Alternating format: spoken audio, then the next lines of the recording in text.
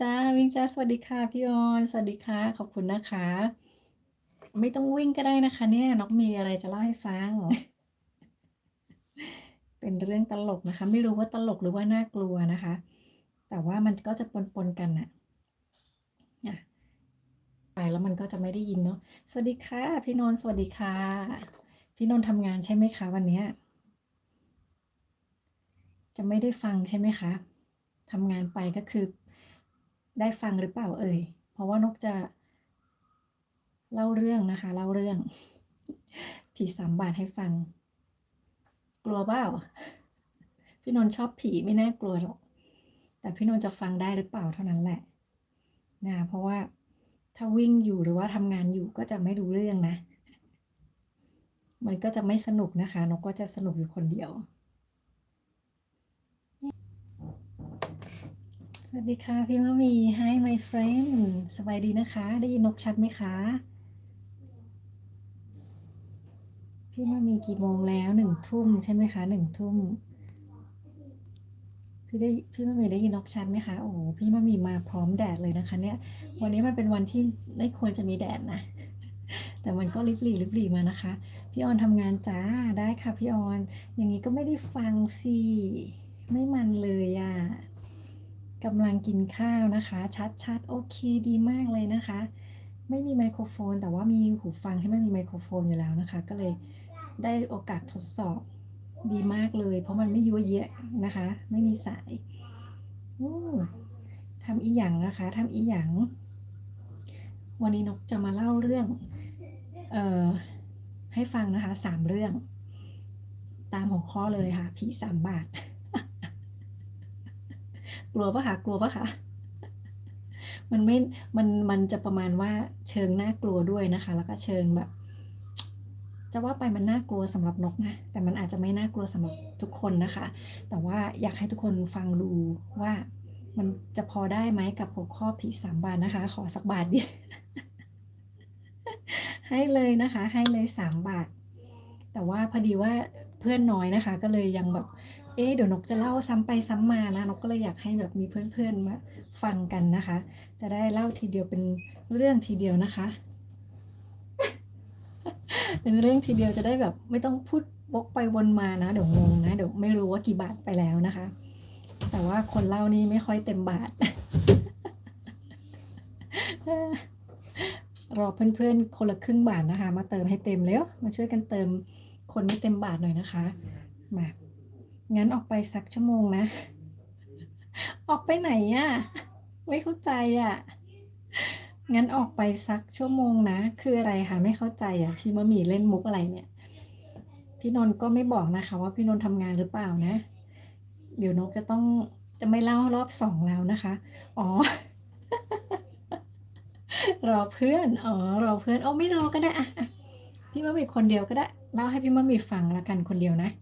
โอเคเลยแล้วเดี๋ยวพี่มะหมี่ช่วยไปเล่าให้คนอื่นฟังต่ออะเอาเป็นว่าคลิปนี้นะคะไลฟ์นี้เพื่อพี่มะหมี่คนเดียวเลยบาทแรกอืมเอ่ออะไรนะคะกิตติมศักดิ์มากนกจะให้พี่มะหมี่เลือกก่อนมีอยู่3 เรื่องเนี่ยพี่มะหมี่เลือกเรื่องไหน มีเรื่องคนแก่นะคะแล้วก็เรื่องเพื่อนแล้วก็เรื่องลูกอืมอยากฟังเรื่องไหนก่อนดีคะคนแก่เพื่อนแล้วก็ลูกนะคะเหตุการณ์นี้เกิดเอ่ออาทิตย์ที่แล้วแต่ว่าคนละวันเอาเพื่อนนะคะเพื่อนโอเคมันมีวันหนึ่งนะคะนกอะอยากจะโทรหาเพื่อนแต่ทีเนี้ยเป็นเพื่อนที่เมืองไทยนะคะอยู่ที่เมืองไทยก็เลยนกก็มีแอปมีโทรศัพท์เมืองไทยอยู่แล้วต้องขออธิบายก่อนคือมีโทรศัพท์เมืองไทยอยู่แล้วนะคะไม่ได้ยกเลิกเบอร์ที่เมืองไทยเพราะว่าก็ยังต้องใช้ตัวนั้นอยู่นะคะไว้แล้วยังพี่ว่ามียังแหมยังไม่หลอนนะคะเดี๋ยวถึงตอนหลอนแล้วนี่อย่าหนีนะคะอย่าหนีคือนกมีเบอร์โทรศัพท์เนี่ยที่เมืองไทยเสียงดังแล้วก็เอ่อนกก็ทีนี้มันมีแอปที่เราสามารถที่จะใช้โทรเบอร์เรานี่แหละนะคะเป็นแอป d t แทไม่รู้งงเปล่าเนี่ยนกพูดงงปะคะเนี่ยนกกลัวแล้วหลอน คือเดิมทีเนี่ยเรา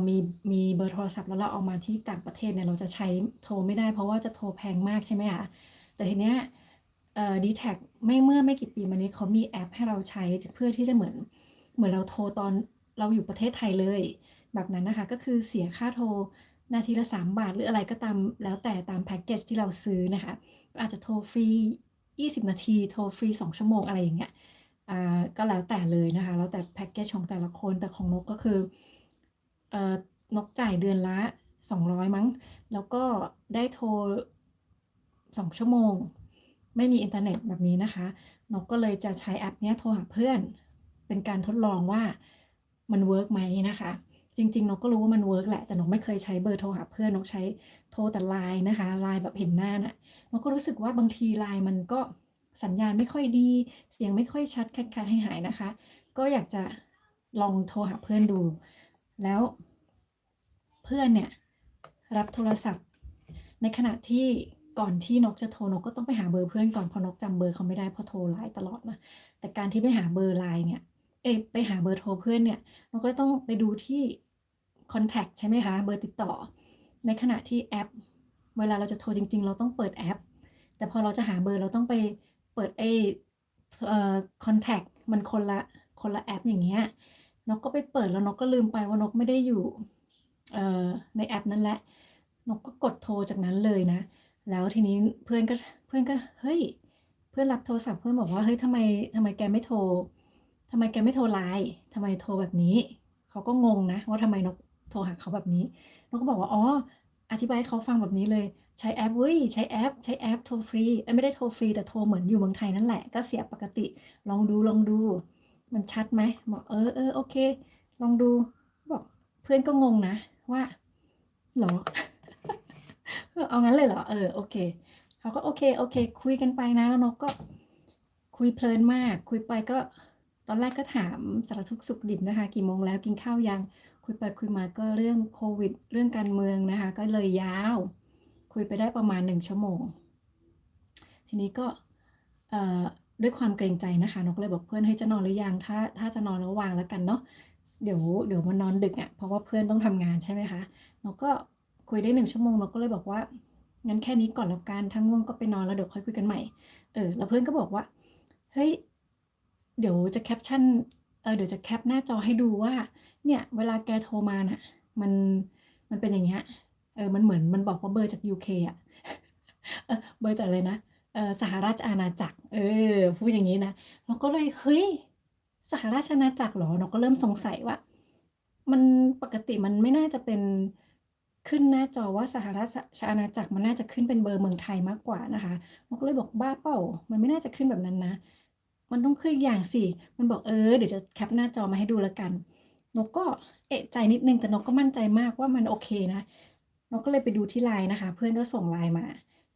ส่งรูปแคปมา มันพูดว่าสหราชอาณาจักรจริงๆด้วย แล้วมันก็ขึ้นเบอร์บวก44แล้วก็เป็นเบอร์มือถือนกที่เนี่ย มันหมายความว่านกอะโทรตรงไปเลยอะโทรตรงจากเบอร์มือถือที่นี่อะไปหาเบอร์เพื่อนที่เมืองไทยอะแล้วคุย1 ชั่วโมงอะทุกคนเท่าไหร่คิดว่าเท่าไหร่แล้วเชื่อไหมคะว่านกแบบพอนกเห็นภาพนั้นนะนกก็พิมพ์ไปบอกเพื่อนว่าโอ้ my god ตายนะคะตายแน่ๆคือนกไม่รู้หรอกว่าเท่าไหร่ตอนนั้นแต่นกรู้สึกว่าความรู้สึกแบบเฮ้ยเท่าไหร่เนี่ยมันเท่าไหร่กันคือสมัยก่อนที่นกอยู่เมืองไทยน่ะญาติแฟนนะคะที่เนี่ยที่อังกฤษนะคะโทรไปหาธุระจำเป็นมากก็เลยโทรตรงไปเลยไม่ได้ซื้อการ์ดซื้ออะไรโทรตรงไปเลยอะ5 นาที5 หรือ 3 นาทีเนี่ย30 ปอนด์นะคะ30 ปอนด์ก็จะเป็นเงินประมาณ1,200 ถึง 1,500แค่ไม่กี่นาทีนะคะทีนี้นกคุย1 ชั่วโมงอะนกก็เลยคำนวณตอนนี้เงินไทยก็น่าจะประมาณ43 43 บาทนะคะคูณไปแล้วตกลงว่านกอะโทรหาเพื่อนไปอะเกือบ 8,000 นะคะเกือบ 8,000แล้วแฟนนกก็บอกแฟนนะคะว่าเฮ้ยนกโทรหาเพื่อนอะแล้วนกไม่ได้ใช้แอปเขาก็บอกว่านกล้อเล่นใช่ไหมนกบอกว่านกไม่ได้ล้อเล่นเขาบอกว่านกไม่ได้ล้อเล่นแล้วเขาบอกว่านก เขาก็เรียกนกแบบนี้นะแล้วนกก็บอกว่าน้องไม่ได้ล้อเล่นนะแล้วทีนี้นกก็เขาบอกว่าเงินเดือนนกทั้งเดือนน่ะหายไปแล้วเขาว่าอย่างงี้นะคะนกก็ตกใจมากแล้วนกก็เลยคูณนะคะว่านกโทรไปเขาบอกว่านาทีละประมาณ150บาทนะคะเป็นเงินไทยอะนาทีละ150บาทนกก็คูณเอา150คูณ60เลย1ชั่วโมงเป็นเงิน7,000กว่าบาทนกก็เลยแบบว่าตอนนั้นน่ะค่ะนกมีความรู้สึกว่า เราเพิ่งจะรู้ว่าความรู้สึกของคนที่เขาแบบตกใจมากแบบช็อกหรือว่าดีใจเกินไปหรือว่าเสียใจมากไปอะมันจะเป็นยังไงเหมือนนกจะเป็นลมเลยอะตอนนั้นน่ะเราก็แบบว่าเฮ้ยความรู้สึกนี้แบบในขณะที่ก็เพื่อนก็ส่งมาว่าเฮ้ยโอเคหรือเปล่าตายอะไรเงี้ยทีหลังไม่ต้องลองนะเพื่อนก็แบบว่ารู้อย่างงี้ไม่รับดีกว่าอะไรนะคะเพื่อนก็พิมพ์มาเรื่อยๆเลยแล้วบอกโอเคไหมสู้ๆนะอย่างงี้แล้วแบบทีหลังไม่ต้องลองแล้วนะมันก็ มันก็พิมพ์มาเป็นชุดๆๆๆเลยแล้วนกก็แบบว่าเฮ้ยเพิ่งรู้เลยความรู้สึกจะเป็นลมแบบมันเป็นอย่างงี้นี่เองนะคะปาฏิโทษแล้วแบบว่านกก็แบบนกตั้งสติอยู่แป๊บหนึ่งเลยนะคะพี่มะหมี่คือแล้วนกก็กำลังรีดผ้าอยู่ด้วยนะนกก็แบบว่าไม่ได้แล้วนกก็ปิดเตารีดนะคะเราก็คิดว่าต้องตั้งสตินะคะไม่เป็นไรแล้วนกก็แบบว่าแล้วนกก็บอกแฟนนกว่าตัวเองมันประมาณ7,700เอง เขาก็บอกว่าอาไม่เป็นไรแค่เงินแค่เงินนะทำใจสบายๆน้องบอกนกเพิ่งรู้ว่าคนจะช็อกมันเป็นอย่างงี้นี่เองนะนกเคยทำมาแล้วครั้งหนึ่งแบบนี้นะคะเคยทำมาแล้วโทรไปที่แบงก์ที่เมืองไทยแต่มันไม่นานขนาดนี้ไงมันแค่17นาทีเสียไปแค่เกือบ2,000เองแต่ตอนเนี้ย7,000กว่าบาทนกก็เลยแบบตายแล้วนะคะนกก็เลยเกือบตายนี่คือเรื่องแรกนะคะพี่มะหมี่มันก็เป็นเรื่องที่ แต่มันยังไม่จบ คือตอนนี้มันน่ากลัวนะคะแต่ตอนหลังมันจะตลกคือว่ามันตลกเพราะอะไร เพราะว่าสามีนกอะเขาจำได้ว่าเขาเคยเซตว่าไม่ให้โทรออก international เพราะเขารู้ว่านกอะเป็นแบบนี้ เขาก็เลยไปเซตโทรศัพท์ไว้ก่อนหน้านี้แล้วนะคะว่าหลังจากที่นกเสียไป2,000น่ะเขาไปเซตโทรศัพท์ว่าไม่ให้เบอร์นกเนี่ยโทรออกต่างประเทศได้นะคะไม่ให้ใช้ international เลยแต่ทีนี้มันไม่มีเซตให้ถึง0ปอนด์นะคะเขาก็เลยเซตไว้ต่ำสุดก็คือ5ปอนด์ถ้าเราโทรเกิน5ปอนด์เนี่ยโทรศัพท์เราจะใช้ไม่ได้นะคะต้องตัดแต่ทำไมมันไม่ตัดนกก็ไม่รู้นกคุยไปชั่วโมงหนึ่งอะนกก็เลยแบบ เออถ้าอย่างงั้นต้องถามเขาแล้วต้องถามบริษัทโทรศัพท์แล้วว่าทำไมเขาให้เราโทรได้ถึงเป็นชั่วโมงเลยทั้งๆที่เราก็เซตไว้แล้วว่าเราห้ามโทรเกิน5ปอนด์นะคะ5ปอนด์ก็ไม่กี่นาทีเองอะเขาก็เช็กใหญ่เลยนะคะเขาบอกว่าเนี่ยเขาไปเช็กประวัติเก่าๆนะคะมันเซตไว้เนี่ยเพราะว่าเขาบอกเขาจำได้ว่านกเคยโทรไปแบงก์แล้วนกลืมอย่างเงี้ยแหละแล้วเขาก็เลยไปเซตแล้วนกก็แบบ โชคดีนะที่ตัวเองเซตไว้ เพราะอย่างน้อยเนี่ยก็ยังคุยกับเขาได้ว่าถ้าเขาชาร์จเรามา7,000กว่าบาทเนี่ยเราจะขอเขาลดได้ไหมเพราะว่าเราเซตไว้แล้วนะคะว่าไม่ให้เราโทรเกินน่ะแต่มันโทรเกินค่ะปรากฏว่าเนี่ยเขาก็คุยกันเป็นหลายๆชั่วโมงเลยเรื่องเนี้ยกับบริษัทนะคะจนบริษัทก็บอกว่าให้รอบิลมาก่อนนะว่ามันขึ้นหรือเปล่าว่ามันมีหรือเปล่านะคะปรากฏว่าก็รอจนบิลมานะคะ มันก็คิดเรานั่นแหละแต่มันคิด5ปอนด์ค่ะพี่มะหมี่มันคิด5ปอนด์ก็เลยแบบรอดไปนะคะจาก180ปอนด์น่ะประมาณนั้นน่ะเราก็เลยอันนี้ก็คือเลยเป็นเรื่องแบบที่ตลกได้อยู่นะคะเพราะเราไม่ได้เสียเท่านั้นถ้าเราเสีย7,000เราก็คงไม่ตลกแต่พอเราเสีย5ปอนด์นะคะแฟนนกก็เลยแบบว่าโอเคดีขึ้นนะคะเขาก็เลยหัวเราะได้ยิ้มได้เขาก็ไปเล่าให้พ่อเขาฟังนะ รอดใช่ค่ะพอเขาไปเล่าให้พ่อเขาฟังนะพ่อเขาบอกว่าทำไมไม่บินไปคุยกันที่เมืองไทยเลยราคานั้นน่ะบินไปคุยกันที่เมืองไทยก็ได้นะไม่ต้องโทรมันก็เลยเป็นเรื่องตลกเรื่องแรกนะคะที่มันตลกได้เพราะว่าเราไม่ต้องจ่ายตามนั้นนะคะทุกคนนี่คือความเปิ่นของนกนะคะรอบ2แล้วนกก็โชคดีรอบ2นะคะรอบแรกไม่ได้โชคดีแต่ก็ยังไม่มากเท่านี้นะแต่รอบเนี้ยคุยกับเพื่อนคิดดูคุยกับเพื่อนน่ะมันจบไหมดีนะที่นกมีความเกรงใจแล้วนกแบบไปนอนก่อนนะคะถ้านกไม่เกรงใจเขานกจะโทรนานกว่านี้อาบน้ำไปฟังไปอิอิได้ค่ะพี่มะหมี่อาขอบคุณมากนะคะ นี่มีพี่มะหมี่ฟังนกอยู่คนเดียวมั้งเนี่ยเพราะว่าคนอื่นนี้ก็อาจจะทำงานด้วยแล้วก็วิ่งเข้าวิ่งออกนะคะเขาจะไม่รู้เรื่องอะอาโอเคอันนี้เรื่องแรกนะคะผ่านไปแล้วเรื่องหนึ่ง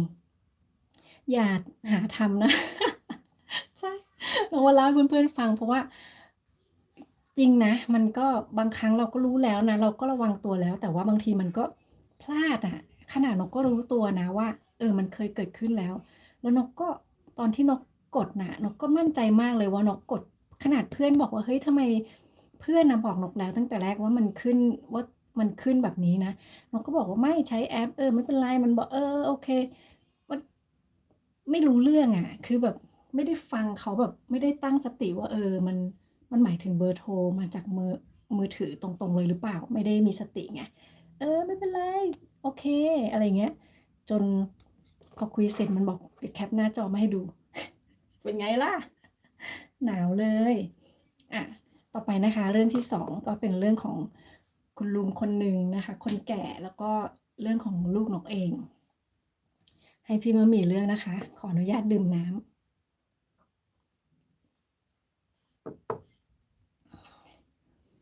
นกก็ยังมีความโชคดีอยู่ในตัวนะเนี่ยต้องไม่รู้จะไหว้ใครเลยเนี่ยขอบคุณใครดีเนี่ยที่ไม่ต้องจ่าย7,000บ้าบอจ่ายแค่700เนาะไม่ใช่7,0005ปอนด์ก็ประมาณ200บาทนะคะพี่นนท์ขอบคุณค่ะพี่นนท์ได้ยินเปล่าก็ไม่รู้เนาะหรือว่าพี่นนท์ทำงานก็ไม่รู้นะคะพิมพ์ไม่ได้ได้แต่ส่งหัวใจอย่างเดียวเลยแบบอิกับหัวใจอย่างเดียวเลยนะคะ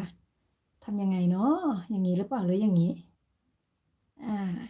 น้องมะหมี่อินะคะมีหัวใจอีกแล้วนะคะพี่โน้นเห็นไหมคะที่น้องมะหมี่นะพิมพ์ได้นะคะชื่อสาวนะพิมพ์ได้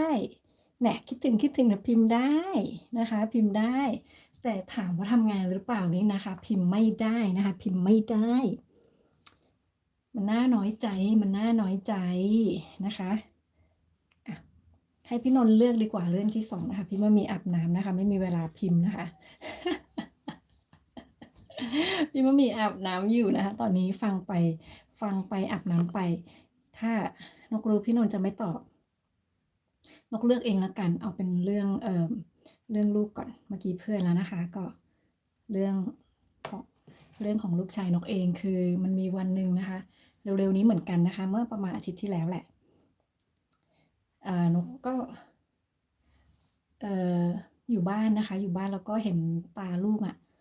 ดำๆอย่างเงี้ยขอบตาเนี่ยมันจะดำช่วงเนี้ยนะคะแล้วเราก็เฮ้ยทำไมลูกขอบตาดำลูกก็เป็นคนไม่ค่อยชอบนอนอยู่แล้วด้วยนะคะนอนน้อยเราก็นึกว่าเขาเนี่ยขอบตาดำนอนน้อยอะแต่ปกติเด็กถ้าเขานอนน้อยเขาจะออกจะแดงมากกว่านะคะมันจะ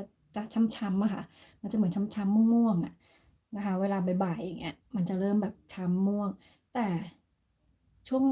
ช่วงเนี่ยไม่กี่วันมานี้นกเห็นเขามันดำอะนกก็เลยงงว่าทำไมลูกตาดำนกก็บอกเขาว่านอนเยอะๆนะลูกนอนให้มันเร็วๆหลับไปเลยอะไรเงี้ยตื่นสายๆไม่ต้องรีบตื่นรีบนอนแต่ไม่ต้องรีบตื่นก็พยายามจะบอกเขาว่าตาลูกอะดำแล้วนกก็รู้ว่าเขาทำไม่ได้หรอกเพราะมันบังคับกันไม่ได้เนาะเรื่องแบบนี้แต่เรารู้สึกว่าเอ๊ะทำไมเขาแปลกไปนะตาดำทีนี้แล้วนกก็สังเกตไปอีกผ่านไปอีกวันหนึ่งก็สังเกตว่าเขาอะแดงตรงเนี้ย แดงตรงเนี้ยนะคะข้างหูเนี่ยเห็นเขาเล่นกับเพื่อนแล้วก็เราสังเกตว่าทำไมมันแดงเราก็เลยนึกว่าเดี๋ยวจะต้องไปดูใกล้ๆนะคะตอนที่เรากลับบ้านแล้วเดี๋ยวขอไปดูใกล้ๆอะไรเงี้ยเราก็ลืมนะคะไม่ได้ดูหรอกแต่ทีนี้เนี่ยช่วงช่วง2 วันเนี้ยลูกเขาหยุดโรงเรียนอีสเตอร์นะคะเขาหยุด2 อาทิตย์เราก็เลยลางานมาอยู่ดูแลเขาช่วงที่ดูแลเขาเราก็นั่งดูเขาเล่นกับเขาไปด้วยอะไรอย่างงี้นะคะบางทีเขาก็เล่นคนเดียวแต่เราก็อยู่ใกล้ๆอะทีนี้มันก็มีแสงส่องเข้ามาเราก็เลยเห็นเงาอะนะคะสังเกตว่าเอ่อเอ๊ะทำไมลูกมีคือเขานั่งหันข้างๆให้นกแบบนี้นะคะแล้วก็แสงมันก็เข้ามาทางนี้เนี่ยนั่งตรงนี้เลยเนี่ยแหละนะคะแล้วก็แสงเข้ามาอย่างนี้ แล้วก็นกก็เห็นเงาเขาในอีกด้านหนึ่งที่เป็นเงาด้านมืดนั่นนะคะมันก็จะมีลายตรงเนี้ยข้างเนี้ยแล้วนกก็เอ๊ะเฮ้ย นั่นมันลายอะไรนะคะก็สังเกตปรากฏว่ามันเป็นลายไอ้เนี่ยค่ะโดนไหม้หน้ากาก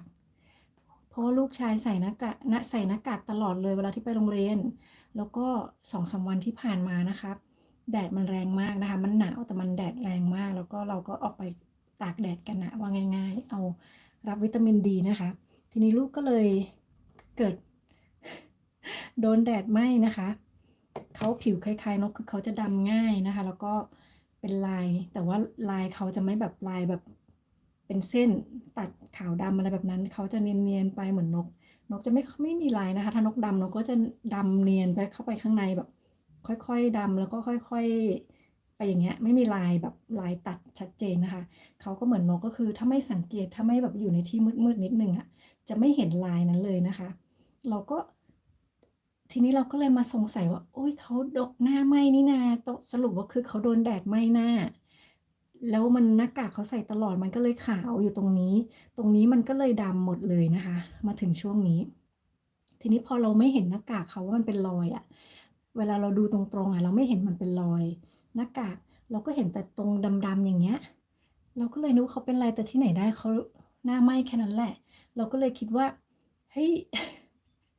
ลูกเป็นไรเราก็มานึกได้ว่าไอ้ตรงที่แดงๆตรงนั้นน่ะก็น่าจะโดนแดดเพราะว่าหน้ากากมันจะมีเว้นระยะตรงนี้ใช่ไหมคะมันจะปิดปากแล้วก็เป็นหูคล้องเข้าไปเนี่ยตรงนี้มันก็เลยเว้นใช่ไหมคะพอดีเวลาเว้นน่ะมันก็เลยแดงตอนนั้นที่เราเห็นมันก็แดงเราก็เลยไม่รู้ว่าอ๋อนั่นคือโดนแดดแผดนั่นเองนะคะที่ไหนได้มันคือโดนแดดไหม้ลูกหน้าไหม้ คือถ้าไม่หยุดก็คือเราก็จะไม่เห็นรอยหน้ากากนะคะเพราะเขาอยู่บ้านเขาไม่ต้องใส่หน้ากากก็เลยถึงรู้ว่าโอ้โฮลูกหน้าไหม้เราก็เลยพยายามจะถ่ายรูปลูกมานะคะที่แบบเป็นรอยนะคะทีนี้นั่นน่ะอันนี้คือเรื่องที่2ก็คือกังวลมา2-3วันนะคะว่าเอ๊ะลูกตาดำลูกเป็นไรลูกแก้มแดงตรงนี้นะคะแต่ไอ้แก้มแดงเราก็ลืมดูเพราะว่าหลังจากผ่านมามันก็ไม่แดงแล้วแต่มันมาเห็นเงานี้แหละค่ะถึงรู้ว่าโอเคลูกหน้าไหม้แฟนบอกว่าคราวหลังก็เวลาไปข้างนอกอะที่มันไม่มีคนเยอะๆก็ให้เขาถอดหน้ากากก็ได้นะคะมันจะได้ไม่เป็นรอยแบบนี้แล้วก็ไม่อยากนะคะเพราะว่าเดี๋ยวเขาจะชินตอนนี้เขาชินกับการใส่หน้ากากเราก็คิดว่ามันดีแล้วเพราะว่าเวลาไปไหนเวลาออกจากบ้านเขาก็จะแบบไหนหน้ากากไม่เขาจะไม่ลืมหน้ากากเขาเลยนะคะคือสรุปว่าใส่ตลอดตอนออกไปข้างนอกก็เลยพอไปโดนแดดอะไรแบบเนี้ยก็เลยเป็นรอยนะคะเหมือนนกไม่เป็นรอยเพราะว่านกซึมนะคะ นกจะนกจะดำหมดเลยนะคะไม่ค่อยเห็นหรอกนกจะเห็นตอนเวลาอาบน้ำมันอาบน้ำเวลาเราอาบน้ำห้องมันจะมืดๆนิดนึงมันก็จะเห็นรอยเราถึงจะรู้ว่าอ๋อเราก็มีลายนะคะแต่ถ้าอยู่อย่างเงี้ยมองไม่เห็นหรอกอาจจะเห็นว่ามือดำแต่จริงๆอะแขนขาวกว่ามือแต่ถ้าจะดูจริงก็ไม่เห็นเพราะมันไล่นะคะแบบมันไล่อะอืมนะคะเดี๋ยวขออนุญาตดูคอมเมนต์นิดนึงเนี่ยทำไมเนี่ยมีแดดขึ้นมาใช่ไหม วันนี้จริงๆไม่น่าจะมีแดดนะคะ สวัสดีนะคะเดี๋ยวนะคะถึงไหนนะคะดาราคู่จิ้นนะคะขอบคุณนะคะสวัสดีเจ้าบ้านนะคะดีจ้าพิมพ์บะหมี่ด้วยนะคะจากดาราคู่จิ้นนะคะขอบคุณนะคะขอบคุณที่เข้ามาฟังผี3 บาทนะคะอันนี้ก็เป็นบาทที่2แล้วนะคะแต่เมืองไทยไม่เลยค่ะแดดแรงมากใช่ค่ะนกอยู่เมืองไทยนกก็จะปิดปีเลยเอ่อนกไปเมืองไทยเดือนหนึ่งเดือนครึ่งนะคะไม่ได้เที่ยวทุกวันนะแต่ว่าไปทะเลนะคะกลับมาที่นี่ก็ช่วงนั้นยังไม่มีโควิดนะคะแล้วเพื่อนมาเยี่ยมที่บ้านน่ะนกก็ใส่กางเกงขาสั้นแต่ออกไปข้างนอกนกจะไม่เคยใส่ขาสั้นเลยแต่อยู่บ้านนกใส่ขาสั้นได้ใช่ไหมคะเพื่อนมาเงี้ยก็ปกติเพื่อนเห็นขานะคะเพื่อนบอกว่าเธอไปทำอะไรมาขาดำปี เราบอกไม่ได้ทำอะไรก็กลับบ้านเมืองไทยไงแล้วเขาบอกว่ากลับไปดำขนาดนี้เลยเหรอเป็นคนดูดแดดนะคะเป็นคนดูดแดดแต่เวลาขาวช้านะคะอยู่นี่เป็นปีๆนั่นแหละกว่าจะขาวแต่ไม่ได้เป็นคนขาวมากนะคะแต่ก็คือเวลากลับไทยเนี่ยทุกคนก็จะทักว่าขาวขึ้นน่ะแต่พออยู่ไม่ถึงอาทิตย์หรอกก็จะดำนะคะพอกลับมาเนี่ยเพื่อนจะทักเลยว่าโอ้โฮดำปิดปี่นะคะ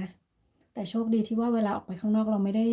ต้องใส่เราไม่ได้ใส่เสื้อแขนสั้นหรือกางเกงขาสั้นคือคนจะไม่ค่อยเห็น แต่นี่พอดีเพื่อนมาที่บ้านก็เลยเห็นนะคะ ว่าเราดำมากนะคะ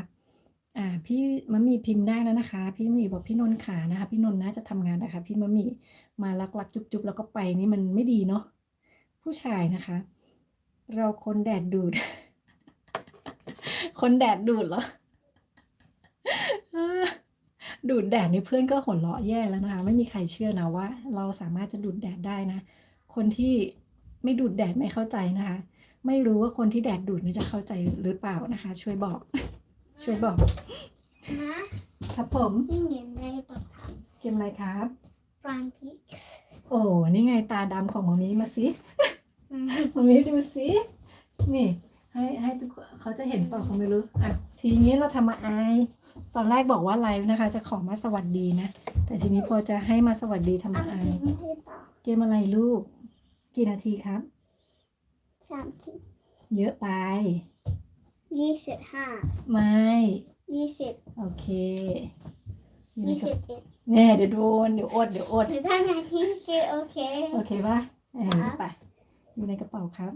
โอเคครับปิดประตูมามีด้วยครับไม่ยอมให้ดูนะคะจะให้ดูลายซะหน่อยนะคะทีนี้นะคะเรื่องสุดท้ายนะคะสรุปเราคุยกัน2 คนใช่ค่ะใช่นะคะเมื่อกี้พี่ออนกับพี่นนท์ก็ทำงานไปนะคะวิ่งอยู่นั้นน่ะวิ่งไม่ได้ยินเราสิคะแหมเสียดายเนี่ยเราก็อยากจะให้หลายๆคนได้ยินนะคะเรื่องเนี้ยไม่เป็นไรนะคะเรื่องสุดท้ายเฮ้ยเรื่องสุดท้ายของนกวันนี้ก็คือบาทที่3ก็เป็นเรื่องของคนแก่นะคะอันนี้ก็วันหนึ่งนะคะก็แดดดีอย่างนี้นกก็ออกไปเที่ยวนกก็พยายามจะออกทุกวันที่มันมีแดดนะคะก็ออกไปกะว่าจะไปสวนนี่แหละแค่ไปอยากไปนั่งอาบแดดเฉยๆนะคะแล้วก็เอาอะไรแพ็คไปก็ไปกินเหมือนไปปิกนิกนะคะพี่มะหมี่แต่คือมันก็หนาวแหละแต่ว่าเราก็เห็นว่ามันมีแดดเนาะมันมีโอกาสก็ออกเราก็เดินไปคือตอนแรกนกก็จะขี่จักรยานลูกขี่จักรยานอยู่แล้วนะคะนกก็ตั้งใจจะขี่จักรยานแล้วแฟนก็บอกว่าเดินเป็นเพื่อนเขาดีกว่าไม่งั้นเขาจะต้องวิ่งตามนะคะถ้าเราขี่จักรยาน2 คนเนี่ยเขาจะต้องวิ่งตามเขาไม่อยากวิ่งนะคะก็เลยโอเคเดินก็ได้ทีนี้ก็เดินไปนะคะได้ประมาณครึ่งทางก็ที่เราจะไปก็ประมาณเดินสักประมาณ30 นาทีนะคะเดินประมาณ30 นาทีทีนี้เราเดินได้ไปประมาณครึ่งทางนะคะ15 นาทีกำลังจะผ่านห้างกำลังจะผ่านห้างแล้วเราก็เห็นนกเนี่ยเดินมานกเดินนำหน้านะคะแล้วก็ในขณะที่ก็มือก็จับลูกไว้ด้วยนะคะเพราะลูกขี่จักรยานมันเป็นช่วงกำลังจะข้ามถนนพอดีแต่มันเป็นถนนเล็กถนนในซอยอย่างเงี้ยนกก็เดินมาแล้วก็มีคนแก่คนนี้นะคะคุณลุงกำลังจะเดินผ่านนกไปซึ่งเขาในมือเขาเนี่ยก็จะมีถุงสำหรับถุงที่เขาซื้อของออกมาจากห้างนกไม่เห็นเขาเดินออกจากห้างหรอกแต่คือเห็นเขาสวนเรามาแล้วเนี่ยถือของแล้วก็ไม้ท่อนหนึ่งไม้อันหนึ่งเหมือนไม้เท้าแต่เขาใ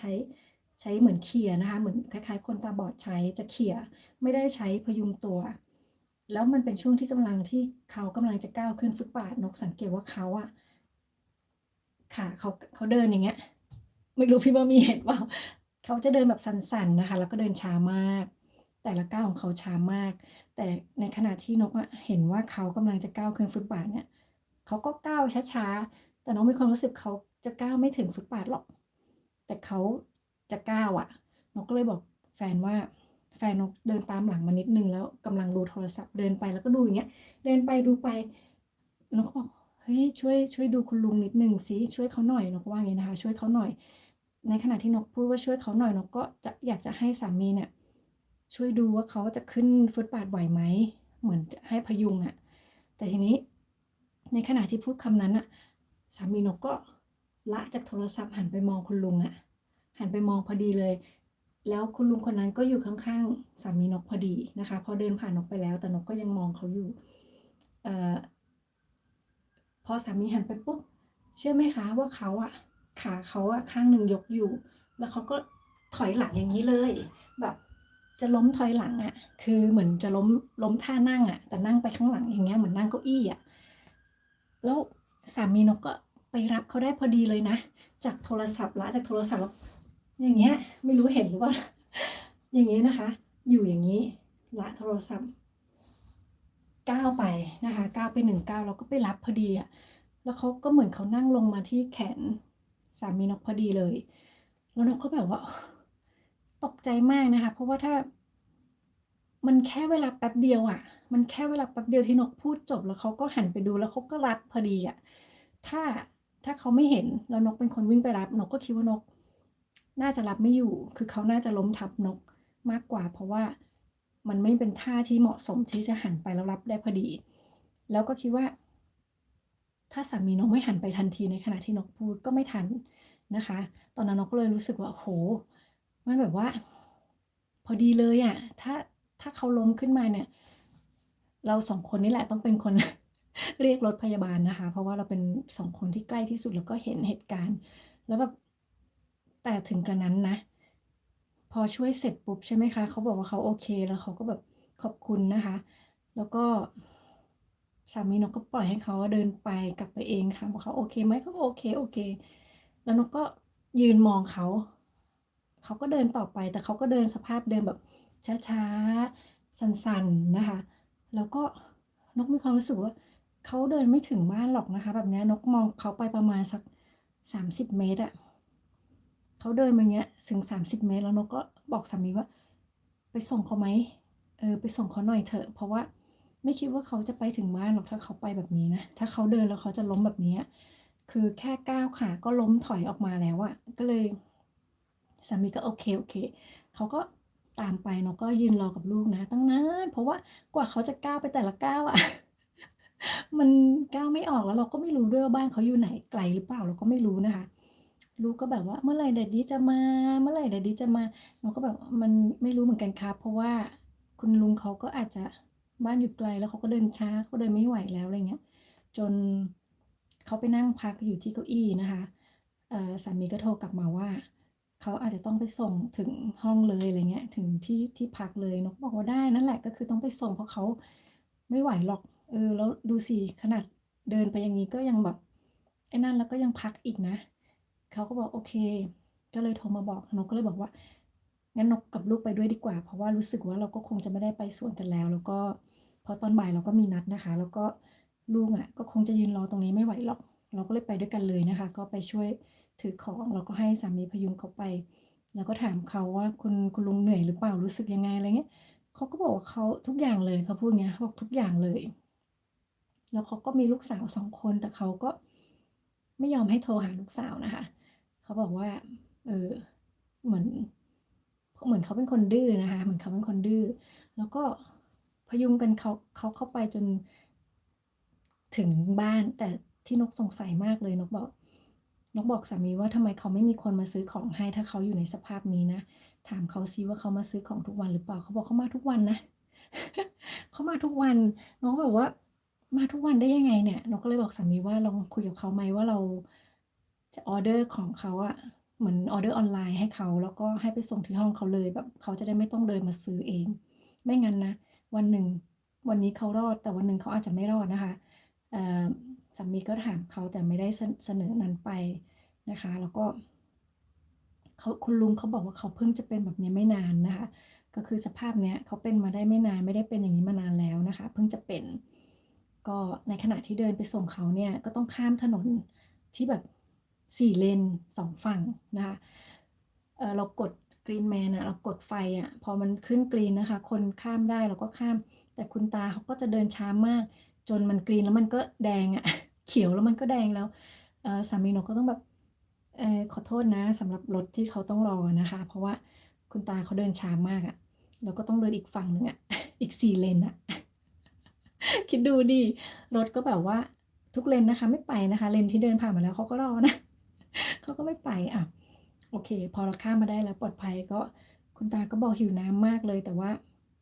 น้องก็บอกว่าเดี๋ยวเราสละขวดน้ำเราให้เขาแล้วกันสามีบอกไม่เป็นไรเขาจะถึงอยู่แล้วนะเพราะว่าเราไม่รู้ว่าเราจะไปอีกไกลไหมเดี๋ยวเราหิวน้ำเราก็จะแย่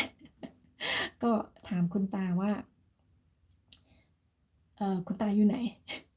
อยู่ไหนนะคะใกล้จะถึงหรือยังเขาบอกเนี่ยใกล้แล้วนะคะ เราก็เลยไปยืนรอหน้าประตูแต่ว่าประตูมันก็จะต้องกด มี security นะคะต้องกดแล้วแฟลตที่แล้วปรากฏว่ามันเป็นแฟลตด้วยนะคะไม่ใช่เป็นบ้านแฟลตที่เนี่ยมันก็สูงสุดก็จะประมาณ4ชั้นเดี๋ยวคุณตาถามว่ารู้ไหมว่าเขาอยู่ชั้นไหนหนูก็เลยบอกว่าอย่าบอกนะว่าอยู่ชั้นบนสุด เขาบอกเขาอยู่ชั้นบนสุดนะคะ อยู่ชั้นบนสุดแล้วแฟลตที่นี่มันไม่มีลิฟต์นะคะเพราะมันมีแค่4ชั้นแล้วนกก็แบบว่าฮะนกไม่เข้าใจว่าคุณตาลงบันไดมาได้ยังไงนะคะแล้วจะขึ้นบันไดได้ยังไงแค่ก้าวไอ้ฟุตบาทเนี่ยมันห่างกันความหนาของฟุตบาทเนี่ยยังไม่ถึงความหนาของขั้นบันไดแต่ละขั้นเลยนกก็แบบเขาก็หัวเราะนะในขณะที่เขาบอกเขาก็ยังหัวเราะนะคะแล้วเขาก็บอกว่าข้อดีของการอยู่ข้างบนก็ดีด้วยจะได้แบบถ้าไม่อยากเดินลงบันไดก็กระโดดลงมาเลยอะไรเงี้ยสามีก็แบบว่าแซวเขานะคะว่ากระโดดลงมาเลยน่าจะเร็วกว่านะคะโอ๊ยเขาหัวเราะเสียงดังมากเลย คือเขาไม่ได้แบบเรามองสภาพเขาแล้วมีความรู้สึกว่าเขาอยู่คนเดียวไม่ได้นะคะแต่จริงๆเขาอยู่คนเดียวแล้วแต่พอเราบอกว่าเขาต้องการเขาต้องมีคนช่วยเหลือหรือว่าเขาจะต้องไปอยู่สถานที่ที่มันบริการสำหรับมันจะมีที่สำหรับคนแก่ใช่ไหมคะนกไม่เข้าใจว่าเขาอยู่ชั้น4มาได้ยังไงแล้วก็มีชีวิตรอดมาได้ยังไงนะคะแต่พอสามีนกขึ้นไปส่งเขาบนแฟลตชั้น4นกกับลูกรออยู่ข้างล่างนะคะสามีก็หายไปนานมากลูกก็ถามอีกว่าเมื่อไหร่แดดดี้จะมาเมื่อไหร่แดดดี้จะมานะคะจนนกต้องโทรตามปรากฏว่าเขาก็ไปคุยกับเพื่อนบ้านด้วยนะคะก็เลยนานเพื่อนบ้านเขามีเบอร์ลูกสาวคุณตาเนี่ยแต่ว่าคุณตาเขาก็บอกว่าคุณตาเนี่ยแต่ก่อนเนี่ยคุณตาก็จะเป็นคนที่ชอบออกทุกวันเดินคล่องอะไรคล่องเพิ่งมาเป็นไม่นานนี้แหละนะคะแล้วก็ลูกสาวเขาก็เขาโทรตามได้แต่ว่าเขา คุณตาเองอะไม่ค่อยยอมให้โทรตามนะคะไม่ค่อยให้โทรหาจะโมโหถ้ารู้ว่าใครโทรตามลูกสาวมาเขาบอกเขาฆ่าตัวตายดีกว่าแบบนี้นะคะเออนี่นะคะนี่ก็เป็นอีกเรื่องหนึ่งแล้วก็พอเราลงมาแล้วเนี่ยสามีก็รู้สึกว่าพอเราช่วยเขาอะก็มีความรู้สึกเหมือนเราจะต้องรับผิดชอบชีวิตเขาอะประมาณนั้นนะคะเราก็บอกว่าก็คงไม่ขนาดนั้นมั้งคะเพียงแต่ว่าเราก็จะต้องเพียงแต่เราเป็นห่วงเขาว่าเออ อยู่คนเดียวเขาจะอยู่ยังไงพรุ่งนี้เขาจะโอเคไหมเราทั้ง2คนอยากจะไปดูเขาอีกนะแต่ว่าตัวเขาเองอะก็ไม่ได้รู้สึกว่าไม่ได้รู้สึกอะไรนะคะไม่ได้รู้สึกว่าเขาเอ่อควรจะมีใครดูแลอะไรอย่างเงี้ยนกก็ไม่เข้าใจนะนกไม่เข้าใจสามีบอกในห้องเขาอะเป็นห้องที่สวยมากเลยแต่ว่ามัน messy นะคะมันยุ่งเหยิงไปหมดมัน มีตรงนู้นมีตรงนี้จานชามไม่ได้ล้างมีรอยคราบนมคราบอะไรเหมือนจะมีคราบอ้วกด้วยนะคะแล้วเขาก็เหมือนไม่ได้เช็ดน่ะเขาจะเช็ดได้ยังไงเขาไม่มีแรงที่จะเดินเลยนะคะเพราะฉะนั้นเขาต้องอยู่กับใครสักคนหนึ่งอะนกไม่เข้าใจอะนี่ก็คือเรื่องสุดท้ายนะคะที่มันเกิดขึ้นแล้วนกรู้สึกว่าแบบถ้านกเป็นลูกหรือว่าถ้านกเป็นอะไรมันนกทิ้งให้เขาอยู่อย่างนั้นไม่ได้นะคะ แต่ว่าก็ไม่เข้าใจแหละตัวเขาเองก็ไม่ได้อยากที่จะให้ใครดูแลเนาะเอ่ออะไรนะคะโอ๊ยน่าสงสารใช่ไหมคะใช่ค่ะใช่นกไม่อยากจะจินตนาการว่าตอนนี้เขาเป็นยังไงนะคะ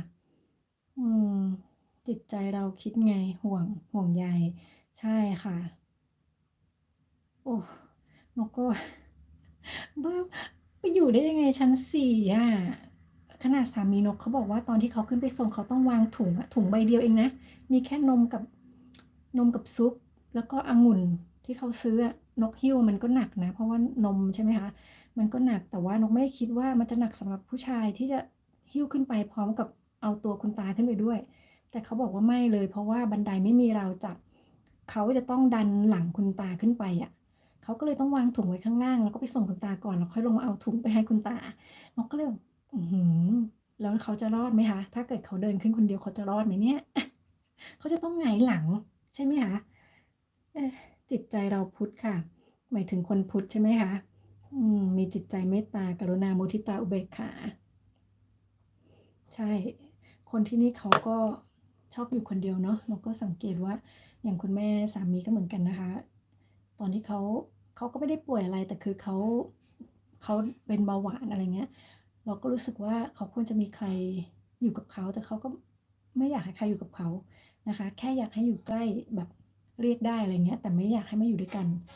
อืมก็อาจจะเป็นด้วยวัฒนธรรมแบบนี้นะคะ ดี๋ยวนะคะ